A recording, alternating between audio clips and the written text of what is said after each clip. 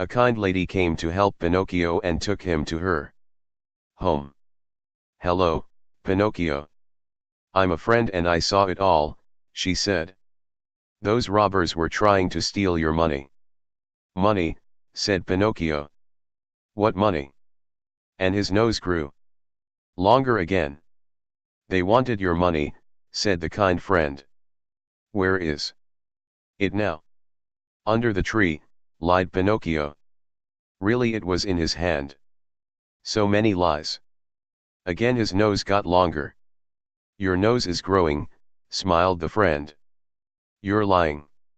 "I'm not," said Pinocchio. And his nose grew longer again. Suddenly Pinocchio's nose was as long as the bed. "Listen," said the kind friend. "Stop telling lies." So then he showed her his coin, and at once his nose was perfectly all right again.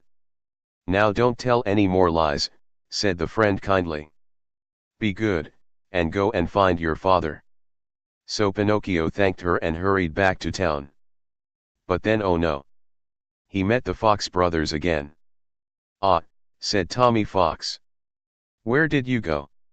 And where is the money?" Pinocchio didn't want to tell a lie, so he showed them the coin. "Now," said Danny Fox, "let's plant it in the magic field." "No," said Pinocchio. "I don't want to." "Look," said Tommy Fox. "Here's the magic field." Pinocchio saw an ordinary field. "Come on," said Tommy Fox. "Dig a hole," said Tommy Fox. "Plant your coin," said Danny Fox. "Just think. Soon you'll be rich. But first you need to water that coin. So go and fetch some water." Pinocchio fetched some water and came back. He waited and waited, but nothing happened. Then he saw the cricket again. The cricket looked at him and said, "Pinocchio, they took your money." Then Pinocchio looked in the hole and saw that it was empty. It was the middle of the night. Pinocchio ran up the road. He wanted to find the kind friend again and speak to her. But Pinocchio couldn't find the kind friend's cottage. He could only find a big stone. And Pinocchio thought that she might be dead. So he started to cry. Suddenly, a large white bird appeared. "Come with me, Pinocchio," it said. "I will carry you to the sea.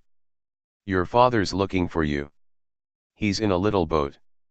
So Pinocchio got on the bird's back, and they flew away. They came to the sea and the wind was strong. Pinocchio saw Geppetto in a little boat. "Father," he cried. "Dad." His father looked up and saw him. And then, suddenly, he fell into the water. "Dad," shouted Pinocchio. "I will help you." And bravely he jumped into the sea. The waves were big and Pinocchio went up and down all day. But he couldn't find his father. Some hours later, the water carried Pinocchio to an island. Pinocchio lay on the sand. He was tired, lonely, and hungry, but he was alive. After a while he got up. He saw people working. 2 men were making baskets. "Hello," said Pinocchio. "Can you give me some bread?" "You have to work for your food here," they said. Another man was mending a net. "Do you know how to mend nets?" he said. And said Pinocchio. Then an old woman said, "Help me carry this bucket of water and I'll cook something for you." Pinocchio didn't want to carry the bucket. But he was very hungry. The bucket was very heavy. But Pinocchio carried it all the way to the old woman's house. "Thank you," she said. And she cooked something nice for him.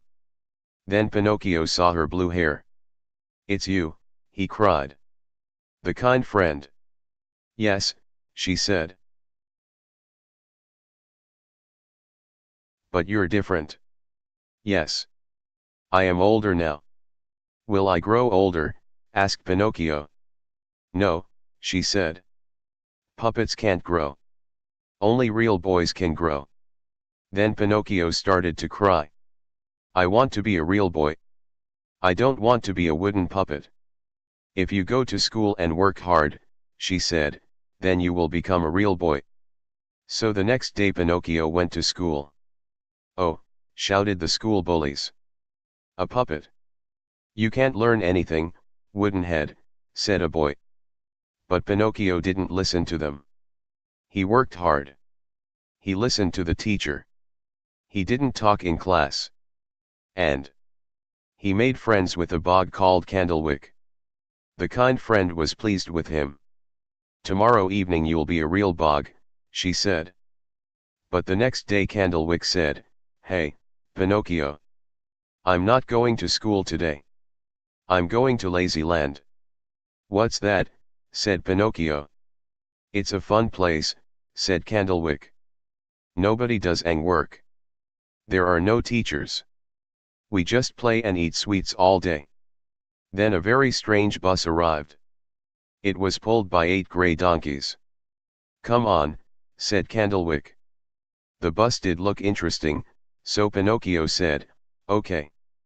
You'll be sorry, said one of the donkeys. I was a boy like you once. Lazyland was a noisy place.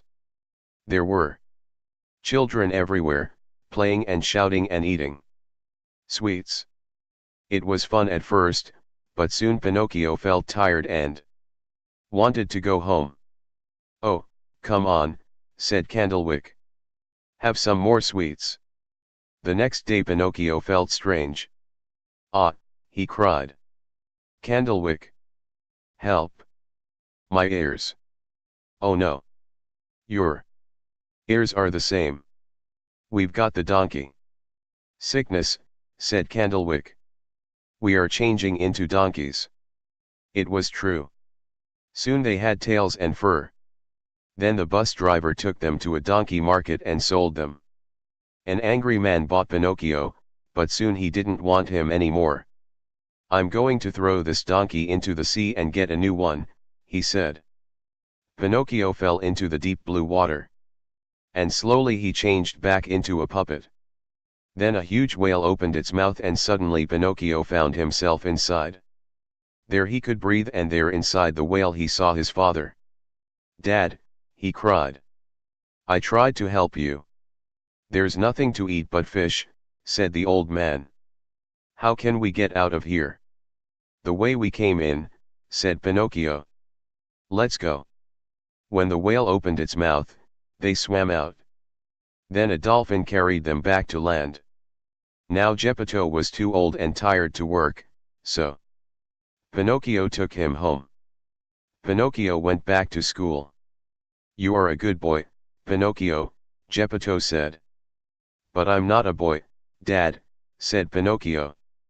I'm just a wooden puppet. Pinocchio worked hard. Every day he went to school and listened to his teacher, and at night he helped Geppetto. Together they cooked their evening meal and talked about Pinocchio's day at school. The kind friend was getting old too, so Pinocchio took food to her and helped her carry buckets of water. Some time later, Pinocchio had a dream. The kind friend spoke to him. Pinocchio, she said. You are brave. And now you are also kind. You work hard and you are good. Because of this you are changing. Your heart is now a real heart. One day you will be a real man, Pinocchio. You are not a puppet any more. You are a real boy. And when Pinocchio woke up he saw that it was true.